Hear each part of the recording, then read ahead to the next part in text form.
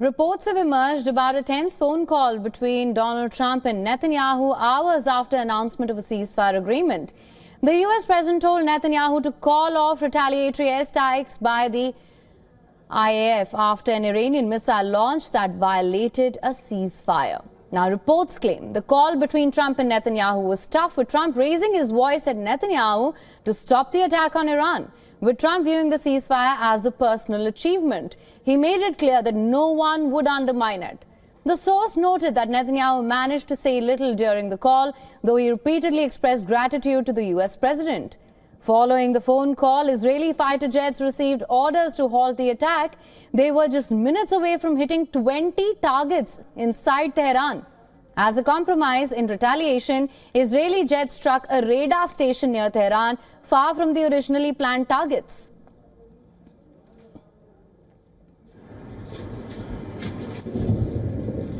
Israel, as you know, turned back. They didn't do that raid this morning, fortunately. That was a big thing. Appreciate it. They had a lot of planes going, and they were going to do something, and they didn't do it. We're happy about that. Very happy about that. So the ceasefire is very much in effect, and I think we're going to keep it there for a long time. The United States also sent a warning to Iran through Qatari intermediaries, emphasizing the need for de-escalation. According to reports, efforts are underway to establish a mechanism for the U.S. and Israel to address Iran's nuclear and ballistic missile programs and to determine joint actions to thwart these efforts.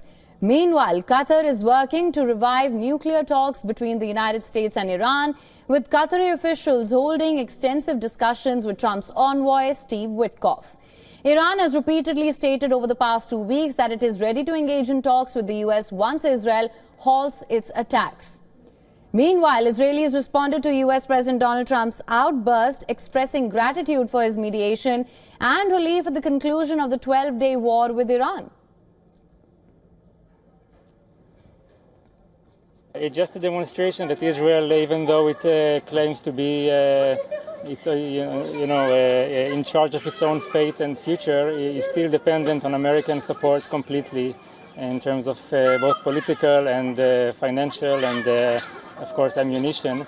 So this was just a very small but significant demonstration of how Israel relies on international legitimacy, and especially American one. Yes, that's typical Trump.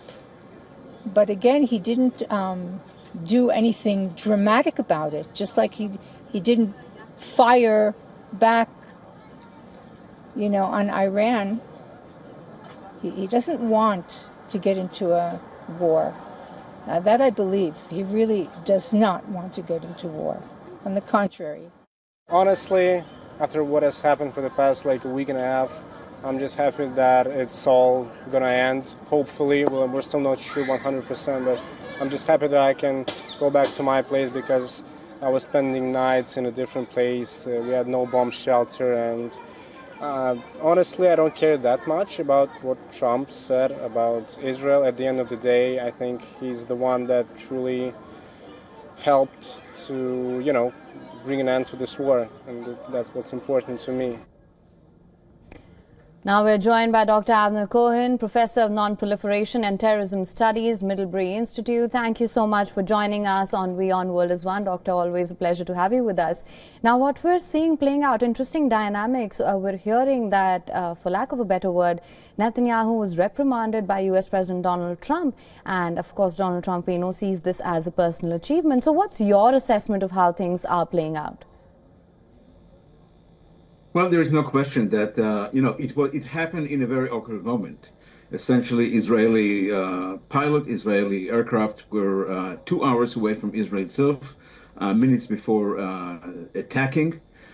So even technically, just to change from the prime minister to the center of the military to the cockpit, it goes number of actions. It's not easy to do, and they were very, very close to doing it.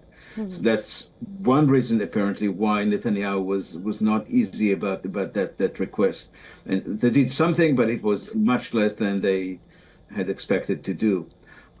Trump was very determined to appear as I wouldn't say neutral, but to appear as fair for both sides. and it was a principle for him that he wanted to keep the ceasefire, and that's why he put his entire weight against Netanyahu, and Netanyahu had to comply. Right. We know that the United States is one of Israel's biggest allies and biggest backers. We've seen that in the past 20 months or so. That being said, of course, there were so many questions, and we were discussing this earlier as well. There were so many questions regarding whether or not the ceasefire will stick and for how long, many unanswered questions there. Do you think this move, what we're hearing about Trump asking Netanyahu to not go ahead with strikes, then also Netanyahu complying, which is also a big deal, do you think that is likely to inspire more confidence now? Well, I think both parties, Iran and Israel, both of them need a ceasefire. So the ceasefire for the short run, I think it's going to hold. I think it would be complicated to get any agreement, and definitely not a formal diplomatic agreement, in part because Israel and the United States, asking things which do not have support in various international legal instruments, such as the NPT. It would be very difficult to push no enrichment. It would be very difficult to put limits on missiles because it's not being anchored in any agreement, in any international treaty or anything like that. And essentially it would be to be frank, terms of surrender. And I don't think that Iran will be ready to do that. There is always the possibility that Israel, if there is no agreement, would come back. I don't think it will happen immediately. So I think it will be time for an effort to try to reach something, possibly less than a formal, something informal. And as I said, I think there is a strong near-term interest of both sides. Both sides at this point is very exhausted. Iran needs to end this humiliation. The fact that the Israeli Air Force is flying back and forth all over Iranian territory, so many miles away from Israel, and doing it as if it's owning the Iranian skies. So Iran needs to put an end to that. As you know, there were over 1,500 sorties over those 12 days. That's incredible. Israel is exhausted. It's a logistic and an enormous effort on the Israeli Air Force and other elements of the Israeli army. So they need that kind of time to resource, regroup, and the like. So I think there is a strong interest for both sides at this point to stop it. You know, the Iranian response was much less than expected, but nevertheless, whenever it hits Israel, it was serious. We saw it in the picture just showed on the screen. The last day there was 4 people were killed in Beersheba, and it was every hit is substantial. Yes, there was fear from much worse than that, but it was still bad. Right, Dr. Cohen, if I may just bring in another perspective on this. We were earlier joined by another military expert, Mr. Ron Alido, who was talking about, despite the losses, this appears to be a strategic victory for Iran, because if Israel's stated goal was, one, dismantling its nuclear program completely and also regime change, both of those things don't appear to have happened despite the losses. And he went on to say, in fact, that this is a strategic defeat for Israel. Do you agree with that assessment? Not at all. I think that I think there are question marks to what extent and how much damage Israel and the United States were able to cause to the Iranian nuclear program. At the lowest side, it would be some months. I think at the minimum, people talk about 6 months. At the highest term, people talk about possibly 2 years. I think it's closer to the lower things. But at the same time, the Iranian nuclear program, all sites, but in particular Natanz, Fordow, and Isfahan, all of them have got some damages. It will take a long time to regroup and to restore. I think also in terms of resolve, Iran will have to revisit itself. I mean, the investment was huge. Some people estimate $500 billion over the years, over the last 20 years was invested. And so much of it, not all of it, but so much of it has been destroyed. And it was destroyed in a short time, 12 days, and in a very, very humiliating way. So I think it's a very humiliating event for Iran. Iran will have to think how to get out of it, what's its priorities, its own politics. So it's not just a question of the technical damage, which we do not have a full assessment. Even the Pentagon, the preliminary assessment of the Pentagon, which says there was significant damage, but apparently Fordow did survive inside, they acknowledge that we don't have this is very preliminary assessment, damage assessment. So it will take time. But there is also the political damage, the political fallout, and its impact on the Iranian resolve, and is their effort to try to reestablish their priorities. So I think it's a major strategic defeat for Iran, incredible success for Israel, but the Iranian nuclear program is still an issue.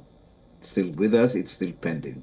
Absolutely, the Iranian nuclear program does remain an issue as it has for a while now. But that being said, do you think the negotiations will start soon? And if so, which of course we are seeing that both sides are talking about getting back to the negotiating table. But that being said, how do you see the negotiations playing out? Because Iran had made it clear even before Operation Rising Lion that the uranium enrichment of course remains a red line. So what's your assessment when it comes to that? Well, you know, various concessions that Iran could have made, by now were taken from Iran because those facilities were so badly damaged, even though we don't know the full extent.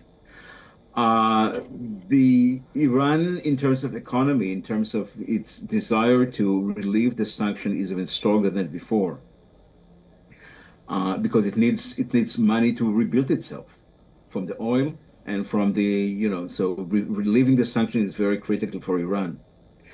I am skeptical about the U.S. as the broker. I mean, I think it may go to another forum with larger than just the United States, just larger than just managed by Witkoff as the emissary of the President of the United States. So I see various political and legal difficulties in the current context.